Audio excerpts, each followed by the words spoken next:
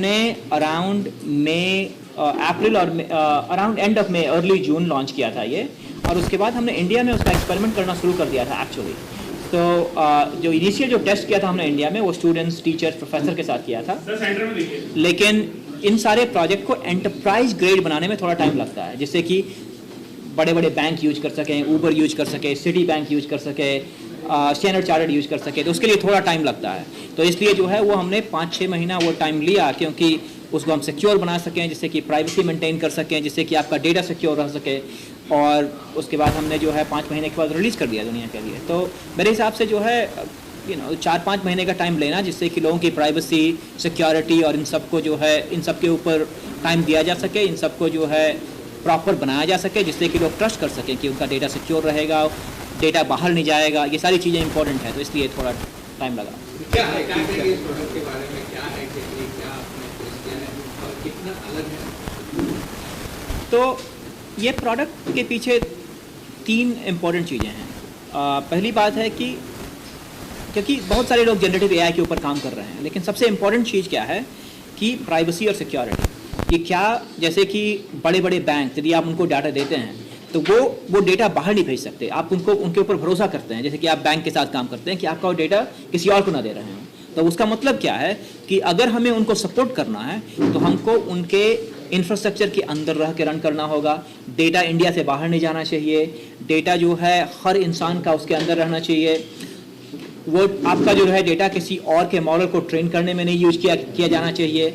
आपका जो डेटा है वो जो है क्या कहते हैं, हम खुद ट्रेन ना करें, उसके लिए होना चाहिए। तो ये सारी चीज़ें, प्राइवेसी, सिक्योरिटी, एंटरप्राइज कंट्रोल, ये सारी चीज़ें जो है वो हम प्रोवाइड करते हैं in addition to all the capability that you saw. वो इंपॉर्टेंट है, जो कि बाकी लोगों का क्या है कि आप सिंपल जो है इंटरनेट के ऊपर क्वेश्चन पूछ सको तो वो जो है दे देगा, लेकिन वो डेटा जो आपके डॉक्यूमेंट के ऊपर हो, जो गारंटीड करे कि जो है जो आंसर है वो आपके डॉक्यूमेंट के ऊपर से ही आंसर हो, तो वो सारी गारंटी जो है ये प्रोडक्ट देता है। तो ये जो प्रोडक्ट है ये सारे लैंग्वेजेज में जो है अवेलेबल है। तो आपने अगर डेमो देखा तो उसमें मैंने जो है डॉक्यूमेंट इंग्लिश में था और सवाल गुजराती में पूछा, और डॉक्यूमेंट मराठी में था और सवाल अंग्रेजी में पूछा। तो ये एक अच्छी चीज़ क्या है इस पर्टिकुलर प्रोडक्ट में कि आपका जो लैंग्वेज का जो बैरियर है उसको वो बिल्कुल ख़त्म कर देता है।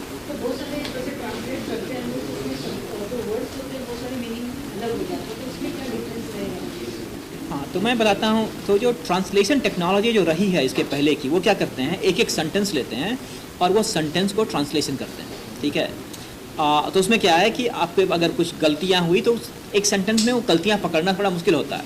इसमें क्या होता है कि जो जनरेटिव एआई जो टेक्नोलॉजी है वो पूरे कॉन्सेप्ट को समझता है बेस्ड ऑन पूरा इनपुट, जो सारा जो इनपुट दिया है आपने या पूरे डॉक्यूमेंट को, और अगर वो आपको समझ में आ गया और उसके बाद आप आंसर कर रहे हो, तो ये एक्चुअली ये वर्ड टू वर्ड ट्रांसलेशन नहीं कर रहा है, ये उस कॉन्सेप्ट को समझ रहा है। जैसे कि आप मुझसे हिंदी में सवाल पूछें और मैं आपको अंग्रेजी में जवाब दूं, तो ऐसा नहीं मैं कर रहा हूं कि मैं पहले हिंदी में जवाब निकाल रहा हूं और अंग्रेजी में ट्रांसलेट कर रहा हूं, ऐसा मैं नहीं कर रहा हूं, राइट। मैं सोच रहा हूं और डायरेक्टली इंग्लिश में बोल रहा हूं, तो ये कॉन्सेप्ट वैसा है।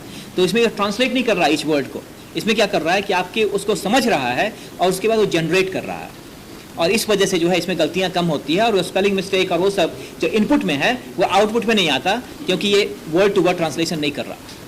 सर अभी हमने वेबसाइट देखी आपकी, ऊबर स्टैंडर्ड चार्टर्ड, हाँ, क्या टारगेट है आपका आगे चल के? तो हमारा टारगेट ये है कि जितने भी इंडस्ट्रीज हैं, जैसे कि banking, insurance, government, health care, इन सब को जो है हम मोर एफिशिएंट बना सकें, क्योंकि इन सब ये सारी जो चीज़ें हैं ये जनरली किसको सर्व करती है, आप लोगों को, राइट। अगर ये सारे लोग जो है इन सब टेक्नोलॉजी को इस्तेमाल करना शुरू करें तो ये किसका फ़ायदा है, ये आप लोगों का। जैसे आप अगर लोन के लिए अप्लाई करते हैं, अगर आपको लोन 5 मिनट में मिले रादर देन जो है 5 हफ्ते में, तो सबको फ़ायदा है ना। अगर आप जब इंश्योरेंस क्लेम करते हो, अगर 3 महीने के बजाय वो 3 दिन लगे, तो ये सबको फ़ायदा है ना। तो हमारा क्या गोल है कि टू इनेबल जितने भी ऑर्गेनाइजेशंस हैं वो सारा ये प्रोडक्ट यूज करके सारी दुनिया को बेहतर सर्विस दे सकें। तो ये मार्केट में कंपटीशन है, स्टार्टिंग में लोग ऑफर देते हैं, पैसा ट्रांजेक्शन करो तो कुछ ऑफर बाद में बंद कर देता है। तो ऑफर आप भी दे रहे हो या बाद में बंद कर देंगे? तो हम जो है इस बिजनेस में पिछले 7-8 सालों से हैं एक्चुअली, अगर आप देखोगे, और हमारे ये सारे कस्टमर्स हैं, हम बहुत सारे कस्टमर्स हैं पिछले 4-5 सालों के साथ काम कर रहे हैं। तो ये कोई ऐसा ऑफर नहीं है जो हम बंद करेंगे, क्योंकि ये जो कंप्यूटर साइंस में क्या है ना, आपको देखोगे हर साल चीज़ें सस्ती होती जाती हैं, बाकी चीज़ों में हर साल चीज़ें महंगी होती जाती है। तो एक्चुअली जो हमारा प्राइस है और हमारा जो प्रोडक्ट है हर साल थोड़ा सस्ता हुआ है, ना कि महंगा। तो और मेरे हिसाब से वो ट्रेंड चलता रहेगा।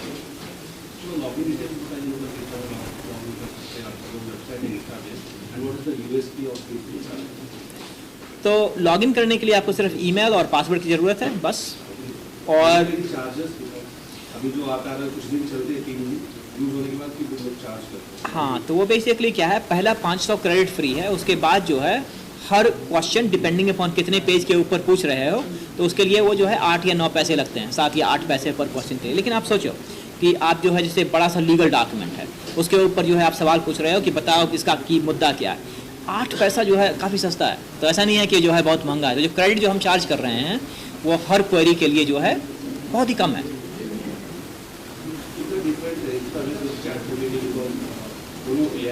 हाँ हाँ, तो चैट जीपीटी जो है ना वो इंटरनेट के डेटा के ऊपर लिखा गया है। जैसे कि आपको सवाल पूछना है कि भाई इस चीज़ का सवाल बताओ, तो उसने जो इंटरनेट से सीखा है उसके ऊपर जवाब देता है। और चैट जीपीटी बहुत ही अच्छा टूल है। चैट जीपीटी एक बहुत ही अच्छा टूल है। उसमें जैसे गूगल सर्च आप करते हैं तो इंटरनेट से रिजल्ट देता है, राइट। लेकिन अगर आपको जो है जैसे कि आपको जो है प्रॉपर्टी पेपर खरीद रहे हो और उसने सारा प्रॉपर्टी का जो है डॉक्यूमेंट दिया, आपको गूगल सर्च से आंसर नहीं मिलेगा ना कि इसमें क्या। आप लोअर के पास जाओगे, बोलोगे भैया मेरा पेपर पढ़ो और बताओ कि इसमें सब ठीक ठाक है या नहीं, राइट। तो इंस्टाबेस क्या करेगा, आप इंस्टाबेस को अपना प्रॉपर्टी पेपर दोगे, वो आपके पेपर को पढ़ेगा और उसके हिसाब से आंसर देगा, वो इंटरनेट का आंसर नहीं देगा। तो ये डिफरेंस है, क्योंकि हमारा क्या मानना है कि इंटरनेट के लिए अच्छे टूल हैं, गूगल है, चैट जीपीटी है, वो काफ़ी अच्छे टूल हैं, लेकिन कोई ऐसा टूल नहीं बनाया गया है जो कि आपके डॉक्यूमेंट को समझे और जो आंसर दे वो बेस्ड ऑन आपके डॉक्यूमेंट के ऊपर दे। तो वो इंस्टाबेस करता है। क्या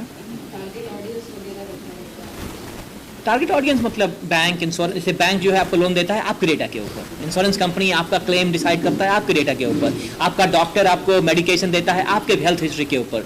तो हमारे जो ऑडियंस जो हैं वो लोग हैं जो कि रियल टाइम में आपके हिस्टोरिकल जितने भी अनस्ट्रक्चर्ड डेटा है के हिसाब से आपको सर्विस देना चाहें, तो उसके लिए बनाया गया है ये।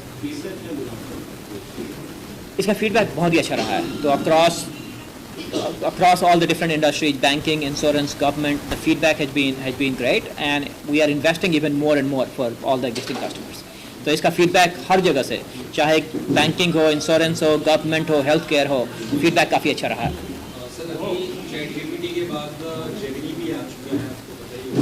क्या ज़्यादा से ज़्यादा एडवांस होती है, तो ऐसे में आप किस तरह से इंस्टाग्राम इसको अपडेटेड करते हैं कि कहीं ना कहीं कुछ सालों के बाद ये भी हाँ, तो तो जेमिनी, चैट जीपीटी, ये जो सारे जो टूल हैं ये सारे इंटरनेट डेटा के ऊपर बने हुए हैं, जैसे कि आपको सर्च करना है, और वो सारे एडवांस होते रहेंगे। और हमारे पास भी जो हमारा जो रिसर्च टीम है वो हमेशा बेंचमार्क करता रहता है उसके हिसाब से। तो ये जो फील्ड है ये हमने जो है ये जो मॉडल जो है हम लोग हर 2 हफ्ते में नया जो है बदलते रहते हैं। तो मतलब जो अगर AI हब जो प्रोडक्ट देखोगे हर 2 हफ्ते में हम लोग अपडेट करते हैं, क्योंकि ये टेक्नोलॉजी काफ़ी तेज़ी से बदल रहा है और ये ज़रूरी है कि हमारा जो प्रोडक्ट है वो उसी लेवल पे रहे जहाँ पे बाकी सारे टॉप क्लास प्रोडक्ट्स हैं।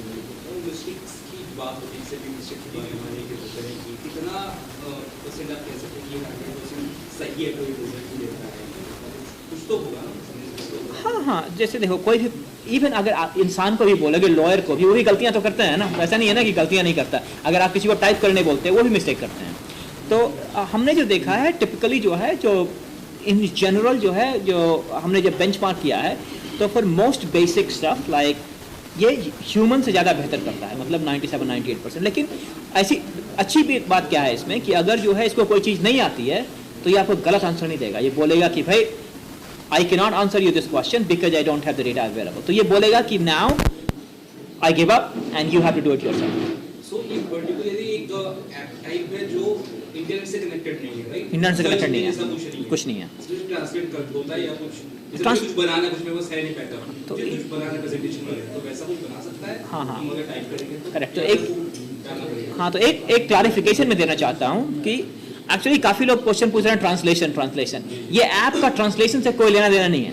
तो ऐसा ये ट्रांसलेशन ऐप नहीं है, ये ऐप आपके डॉक्यूमेंट या आपका डेटा को समझता है और उससे आप जिस किसी भी लैंग्वेज में सवाल पूछो उसमें आंसर देता है। तो ऐसा कुछ ट्रांसलेशन नहीं करे, समझ रहा है चीज़ें और उस answer basically under the hood क्या हो रहा है कि it has very deep understanding capability and then being able to answer any question. अब आंसर आप किसी अलग लैंग्वेज में पूछो तो बाय डिफॉल्ट ट्रांसलेशन हो गया, तो आपको ट्रांसलेशन जैसा लग रहा है, लेकिन द कैपेबिलिटी क्या है कि deep understanding of your content. आपने कहा ऐप भी बनाता है ये। हाँ, तो आपसे बोलोगे कि भाई ये रिपोर्ट पढ़ो और मेरे लिए पावर पॉइंट प्रेजेंटेशन बनाओ, तो पावर पॉइंट प्रेजेंटेशन बनाएगा। जी हाँ, थैंक यू सर।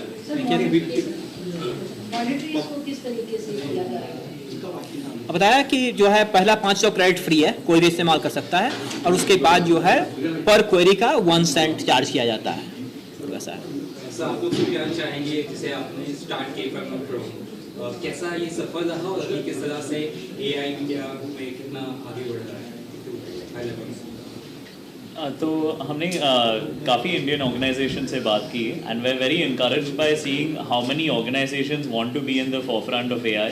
सब लोग AI अपने बिजनेस में लेना चाहते हैं ताकि वो ज़्यादा बेहतर कस्टमर सर्विस कर सके, उनका कॉस्ट भी कम रहे और नई नई चीज़ें दे पाए।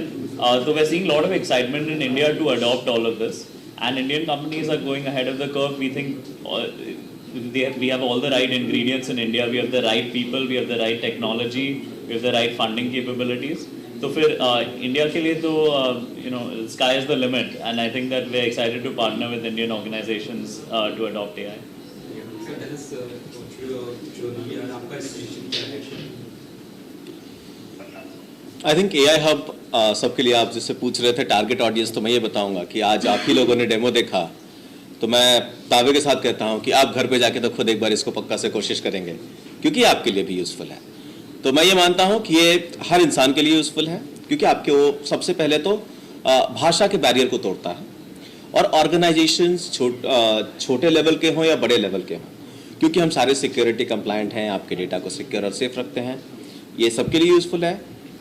और जो आज के दिन में स्टार्टअप्स हैं उनको अपने काम को ऑटोमेट करने के लिए बहुत ही मिनिमल टेक्निकल एक्सपर्टीज के साथ वो अपने प्रोसेस को ऑटोमेट कर सकते हैं जब जो भी डॉक्यूमेंट रिलेटेड हो।